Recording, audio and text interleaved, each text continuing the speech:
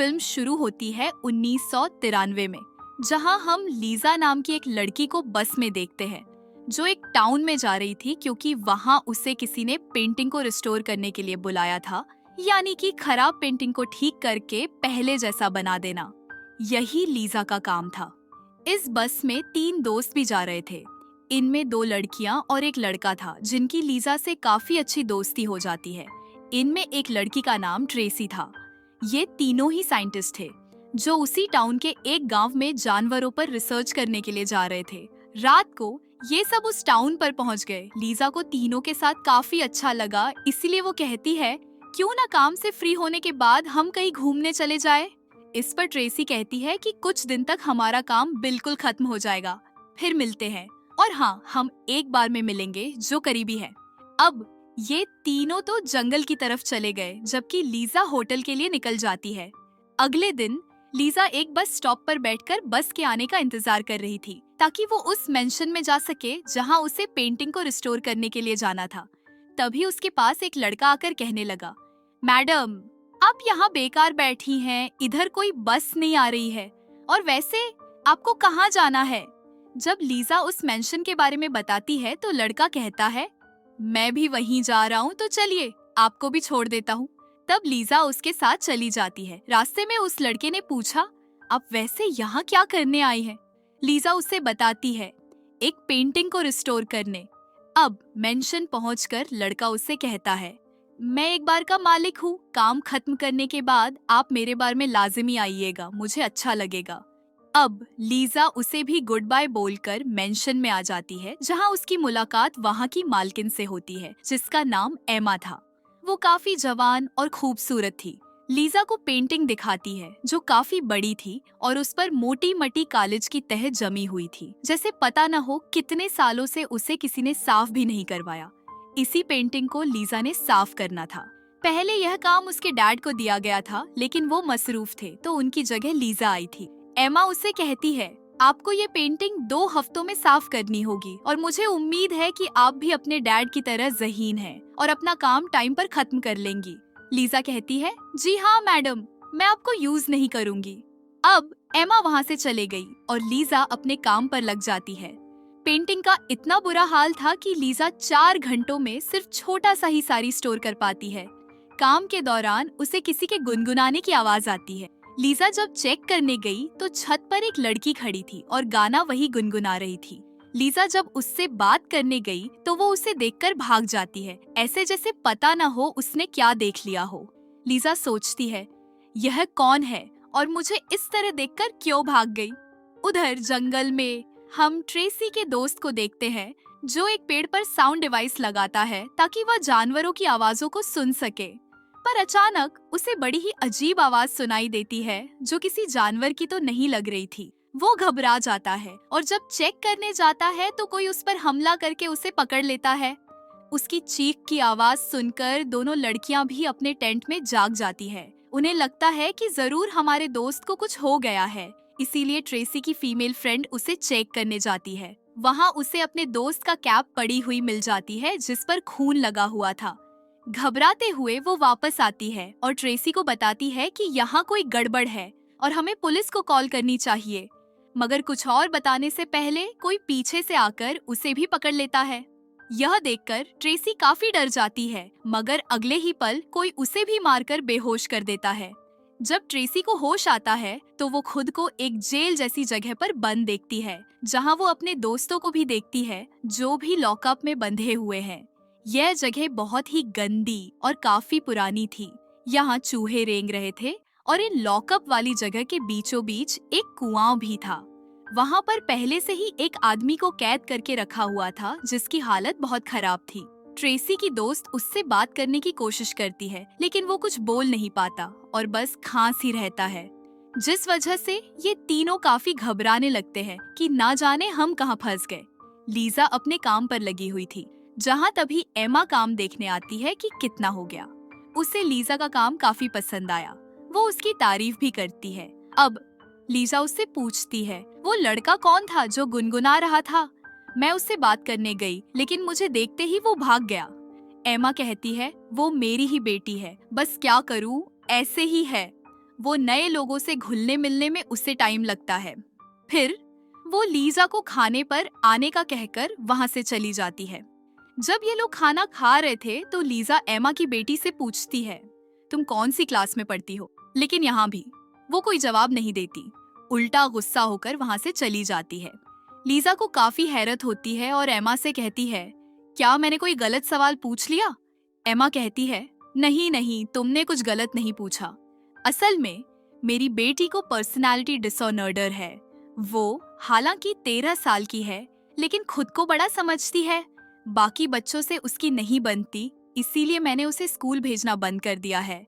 School का नाम सुनकर वो गुस्सा हो जाती है और चली जाती है।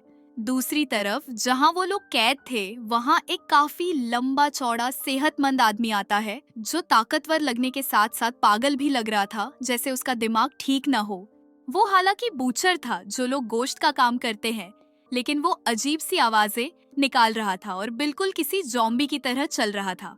ट्रेसी का दोस्त उससे पूछता है, भाई तुम कौन हो और हमें यहाँ क्यों कैद किया हुआ है? लेकिन बूचर कोई जवाब नहीं देता। वो कुएं के पास आता है, रस्सी से बंधा हुआ एक बर्तन, और कुएं में अंदर से कुछ निकालता है, लेकिन हम फिलहाल नहीं देख पाते कि बर्तन में क्या है।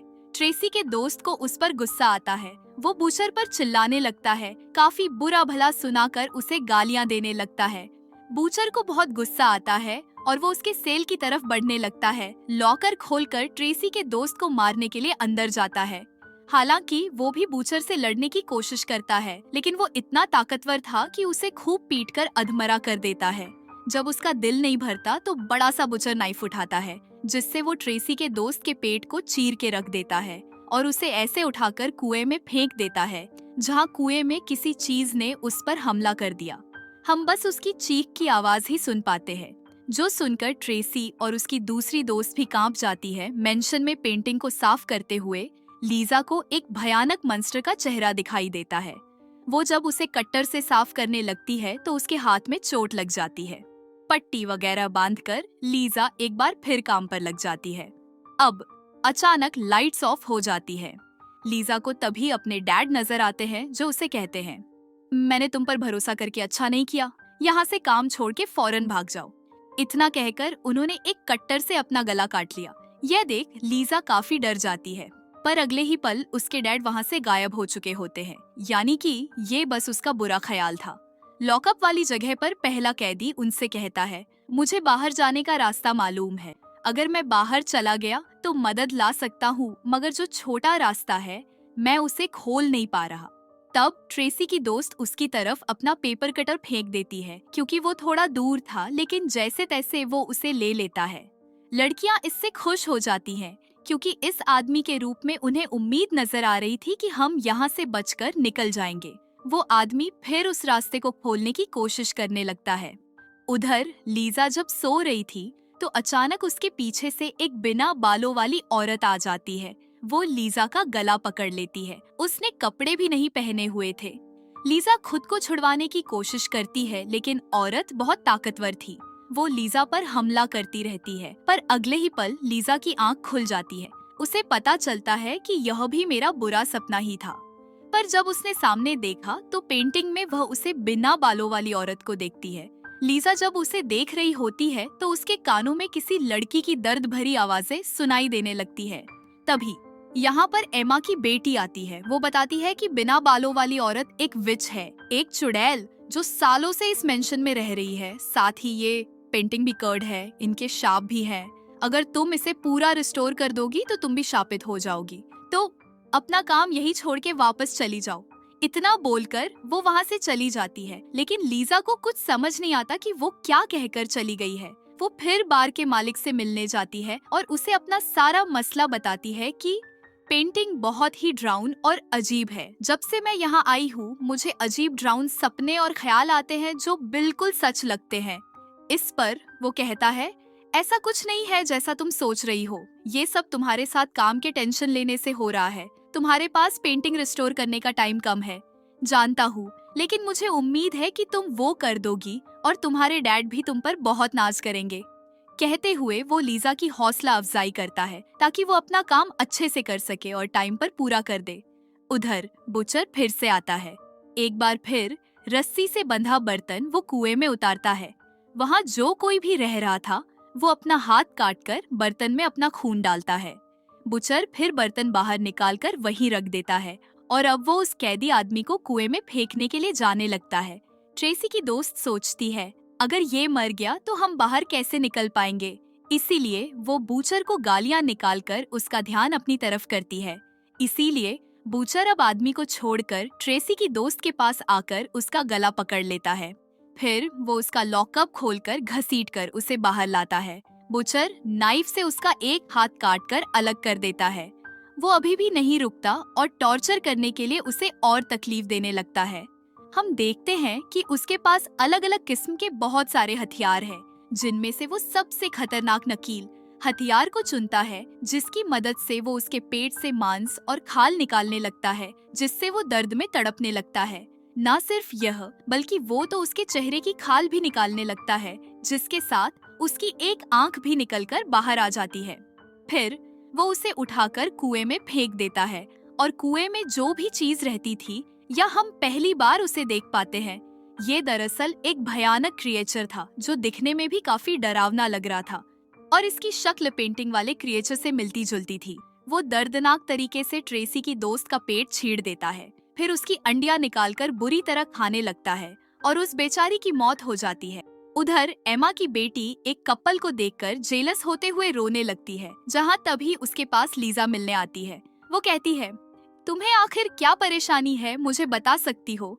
तब एमा की बेटी कहती है, सारी गलती मेरी मॉम की है, उन्हें मेरी कोई फिक्र नहीं है, बस अपनी पड़ी। और मुझे तो लगता है कि मैं हमेशा अकेली रहूंगी, मुझे कभी कोई साथी नहीं मिलेगा। इतनी ही देर में एमा भी आ जाती है। तब उसकी बेटी उस पर गुस्सा करते हुए कहती है, चली जाओ यहाँ से, मुझे आप बिल्कुल भी पसंद नहीं है, मैं आपकी शक्ल भी देखना नहीं चाहती। अब एमा लीजा को लेकर कमरे से बाहर आ जाती है। वो कहती है, मेरी बेटी को दोस्त चाहिए, वो भी अपनी उम्र से बड़ा। अब तुम ही बताओ, आखिर मैं इसकी इजाजत उसे कैसे दे सकती हूँ, जबकि खुद तो वो छोटी है। बस इसी बात की वजह से हमेशा वो मुझसे नाराज रहती है। पेंटिंग वाला काम करने के बाद जब लीजा सो रही थी तो उसके कमरे में ट्रेसी एक व्हीलचेयर लेकर आती है। वो रो रही थी। व्हीलचेयर पर उसका जख्मी दोस्त बैठा हुआ था, जिसके पूरे जिस्म से खून निकल रहा था, जगह जगह से मांस नोचा हुआ था। ट्रेसी लीजा को देखकर बुरी तरह रोते हुए उससे मदद मांगती है, लेकिन अगले ही पल लीजा उठ जाती है। यानी कि यह भी उसका बुरा सपना था, पर इससे वो इतना डिस्टर्ब हो गई कि अपने दोस्त बार के मालिक से मिलने जाती है और कहती है, मैं बहुत परेशान हो गई हूँ सारी सूरत हाल से, और अब मैं यहाँ नहीं रुक सकती, मुझे वापस जाना है, मुझे बहुत डर लग रहा है, यहाँ ऐसा लगता है जैसे इस पूरी जगह पर कोई अजीब सी चीज है। बार का मालिक कहता है, ऐसा कुछ नहीं है जो तुम्हें नजर आ रहा है, वो बस बुरे सपने और ख्याल हैं, और तुम्हें अपना पेंटिंग वाला काम नहीं छोड़ना चाहिए। इतने टाइम से मैं भी तो यहाँ रह रहा हूँ, मुझे तो कभी कुछ अजीब नहीं लगा। अब लीजा उससे कहती है, बस में मेरे साथ 3 और लोग भी आए थे, मेरी उनसे दोस्ती हो गई थी, क्या वो तुम्हारे बार में आए थे? लीजा पूछती है, क्योंकि मैंने ही उनसे कहा था कि काम खत्म करने के बाद बार में मिलने आना। इस पर वो इनकार करते हुए कहता है, नहीं तो मैंने तुम्हारे अलावा किसी को भी नहीं देखा। लीजा कहती है, मगर ऐसा कैसे हो सकता है, क्योंकि मैंने ही उनसे कहा था कि हम कहीं घूमने चलेंगे काम खत्म करके। बार का मालिक कहता है, क्या पता वो काम खत्म करके वापस चले गए हो। हाँ, मैं एक काम कर सकता हूँ, तुम ऐसा करो, काम समय पर निपटा लो, हम दोनों कहीं घूमने चलेंगे ताकि तुम्हारी टेंशन थोड़ी कम हो सके। अब लीजा को भी लगने लगा कि हो सकता है यह सब काम के स्ट्रेस की वजह से हो रहा हो। मेरे साथ तो रात को सोने से पहले वो स्ट्रेस की गोलियां लेती है और अचानक उसे बार टब में से किसी लड़की के रोने की आवाज आती है। लीजा जब पर्दा हटाकर देखती है तो बार टब में ट्रेसी की दोस्त जख्मी हालत में पड़ी हुई थी। उसका ना एक हाथ था और ना एक आंख, और वो दर्द की वजह से ही रो रही थी। उसे देख लीजा काफी घबरा गई और वहाँ से भागने लगती है, पर तभी सामने से एमा आ गई। वो देखती है कि बार टब का नल खुला हुआ है और उसमें पानी भर रहा है। वह लीजा से पूछती है, ये सब क्या है? पर जब उसने लीजा की स्ट्रेस की दवाई देखी तो उससे पूछती है, क्या तुम नशा लेती हो? तब लीजा जवाब देती है, मुझे कुछ टाइम चाहिए, एक ब्रेक, क्योंकि मैं फिलहाल काम करने की हालत में नहीं हूँ। पर एमा मना कर देती है और कहती है, तुम्हें टाइम पर कैसे भी करके काम खत्म करना होगा, क्योंकि तुम्हारे डैड ने मेरे साथ एक एग्रीमेंट किया था कि अगर तुम काम को टाइम पर खत्म नहीं कर पाई तो मैं तुम्हारा स्टूडियो बंद करवा दूंगी। उधर उस कैदी ने आखिर बाहर जाने का रास्ता खोल लिया था, पर जैसे ही वो बाहर जाने लगा, क्रिएचर उस आदमी को पकड़ लेता है। वह उसका पूरा चेहरा नोच नोच कर खाने लगता है, फिर उसका पूरा जिस्म भी खाने लगा और ट्रेसी उसकी दर्द भरी चीखें सुनकर कांप उठती है। दूसरी तरफ एमा कुछ पी रही थी जो खून की तरह लग रहा था, और तभी उसके पीछे बिना बालों वाली विच आकर खड़ी हो जाती है। यानी एमा की बेटी ने जो कहा था, सच कहा था कि वो विच इस घर में रहती है। और यह सीन देखकर लगता है जैसे एमा और ये विच एक दूसरे को जानते हैं। लीजा जब पेंटिंग साफ कर रही थी तो उसने बहुत ही भयानक चीज देखी। उसने जैसे एक लड़की को कुर्बान किया जा रहा था, उसे फांसी पर लटकाकर। इतने में एमा की बेटी भी यहाँ आ गई, जो काफी घबराई हुई थी और एक बार फिर उसे पेंटिंग का काम करने से मना करती। अब जाकर वह सारी बात बताती है। यह पेंटिंग 1493 में बनाई गई थी और उस टाइम के सबसे खतरनाक वाकये को इस पेंटिंग में दर्शाया गया है। कुछ खतरनाक शैतानी लोगों ने एक छोटी लड़की की कुर्बानी दी थी, एक खतरनाक क्रिएचर को बुलाने के लिए, ताकि वो उस क्रिएचर को बुलाकर अपने कंट्रोल में कर सके और उसे अपने लिए इस्तेमाल कर सके। यहाँ हम देख पाते हैं कि उस विच के साथ एमा भी मौजूद है, जिसका मतलब साफ था कि एमा भी एक विच थी और दोनों इस टाइम कोई मंत्र जैसी चीज पढ़ रहे थे, जिसे पढ़कर वो ग्रेजर उनके सामने घुटनों के बल बैठ जाता है। यानी कि उन्हें अपने वश में करने में ये लोग कामयाब हो गए। अब एमा की बेटी लीजा को बताती है, उस टाइम इस कर्स को मेरी माँ ने जिंदा किया था और उसे अपने कंट्रोल में इसलिए किया था ताकि वो क्रिएचर का खून पीकर हमेशा जवान और खूबसूरत बनी रही। यानी कर्स मेरी माँ के लिए शिया आपसे ज्यादा कोई खजाना था। उन्होंने अपने साथ साथ मुझे भी ये कर्स लगा दिया था जब मेरी माँ ने वो सब किया था। उस टाइम मेरी उम्र 13 साल थी। कर्स की वजह से मेरी उम्र 13 साल पर ही रुक गई। लेकिन हाँ, आज रात इस कर्स का असर खत्म होने वाला है, क्योंकि उस टाइम भी रेड मून की रात थी और आज भी रेड मून की ही रात है। अगर आधी रात को चांद की रोशनी इस पूरी रिस्टोर पेंडिंग पर पड़ गई तो फिर यह कर्स एक बार फिर पूरे 500 सालों के लिए जिंदा हो जाएगा। इसीलिए फिर एमा की बेटी कहती है, पेंटिंग का काम यही खत्म कर दो। अब लीजा को लग रहा था जैसे वो कोई कहानी बना रही है, इसलिए वो कहती है, तुमने जो स्टोरी मुझे सुनाई है वो बहुत अच्छी है, लेकिन फिलहाल यहाँ से जाओ, मुझे आज ही इस पेंटिंग का काम खत्म करना है। ये सुनकर एमा की बेटी कहती है, मैं कोई कहानी नहीं बना रही, वो क्रिएचर एक लॉकअप वाली जगह पर बने कुएं में है, जिसे खिलाने के लिए उन्होंने 3 लोगों को पकड़ा है। फिर वो लीजा को उनका हुलिया बताती है, जो सुनकर कहीं ना कहीं लीजा को लगा कि ये तो ट्रेसी और उसके दोस्त हैं। ये बात उसे टाली नहीं गई।